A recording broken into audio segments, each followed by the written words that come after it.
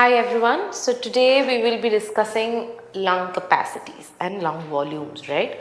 So functionality of the lung is measured using a test which is known as the lung function test.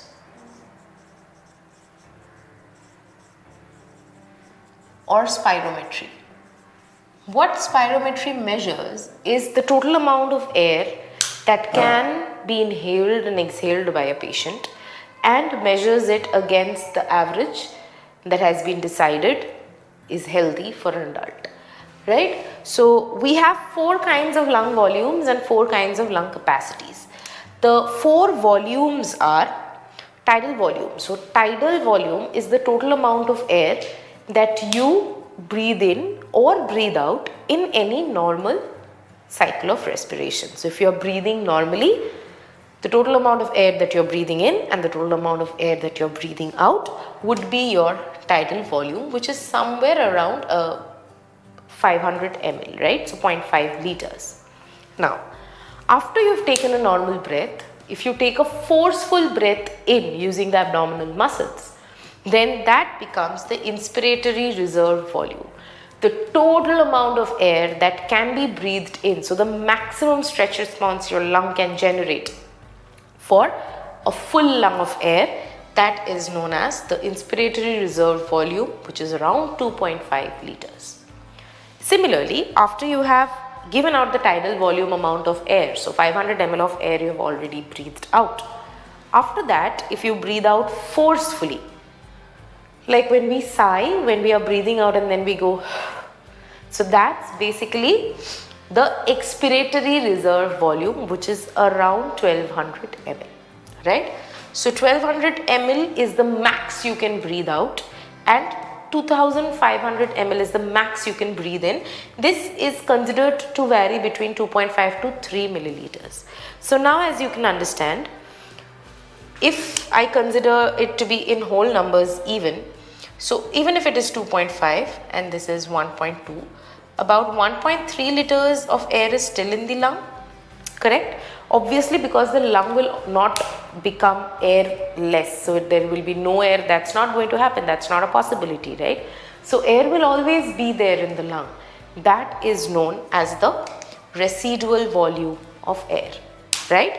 Even when we measure residual volume, so it's the air present in the respiratory surfaces of the lung, even when we have breathed out the total expiratory reserve volume. तो हमने अगर पूरा 2.5 litre एक forceful breath के साथ we have taken it in and we have forcefully expelled 1.2 liters out, फिर भी 1.2 liters हमारे lung के alveolar surfaces में रह जाती है. उसे we call it residual volume of air, which will be doing the exchange between breaths, correct? However, if I subtract 1.2 liters from here, there is still about 100 ml of air that is unaccounted for. This air, about 100 ml to 110 ml of air, is said to be the dead space air. So what is the dead space? The dead space air is the air present in the non-respiratory parts of your lungs. So there is air in the buccal cavity, in the pharynx, in the bronchi, correct? In the primary, secondary, tertiary bronchi, there is air there as well. So that's about 100 ml of air, correct? So that's your dead space air. Now, if these are the 4 volumes, combining these 4 volumes, we can decide the capacity of the lung. So how well a lung is functioning. So for a fully functional lung, a lung should be able to hold a total of 6 liters of air. Why? Because you can breathe in a total of, so all of these added together, right, would be a 6,000 ml or 6 liters of air. That is known as the total lung capacity. That's a lung completely filled with air.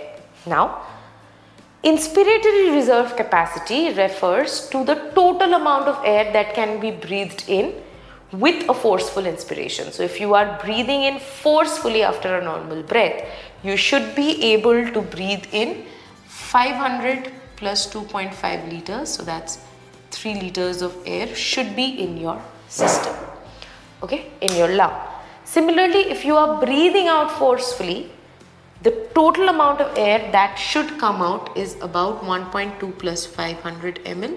So 1.7 liters of air should be the amount of air that you can breathe out very, very forcefully. That's your expiratory capacity.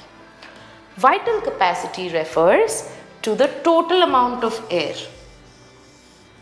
So that's 500 ml plus 2500 ml plus 1200 ml. So that's 4.2 liters of air. That's your vital capacity. Now, the vital capacity is extremely important in measuring lung functionality, because if vital capacity has been reduced, that essentially means what? That essentially means that you are not able to breathe in or breathe out as deeply as a normal adult should be able to, which often shows obstructive lung diseases, so diseases where there is obstruction in the passageway. If vital capacity is fine but oxygen is still not enough in the blood, then it shows defects in the level of the alveoli. So therefore, studying these volumes can be extremely important in understanding the health of the lung, other than the imaging that we can do like X-rays and PET scans. Now, questions usually come based on this graph, which is fairly easy to understand. So this volume is your tidal volume. This is the expiratory capacity. Why? So because this is the amount of 500 ml of air that you would normally breathe out, and then if you do a forceful breath out, this is your extra. This is your ERV. Similarly, if you take a normal breath in and then you forcefully breathe in, that's your IRV. So together they become the inspiratory capacity, right? This is the residual volume, the volume that will always stay in the lung. So about 1 liter of air, it becomes 1.2 liters, right? And if you add this whole section, so the ERV, the IRV and the TV, then you get your vital capacity. And addition of all of these volumes would be your total lung capacity. Okay. FRC is the functional residual capacity. So that's basically the total amount of air that you can forcefully breathe out along with the respiratory residual volume. So that is known as the FRC, which is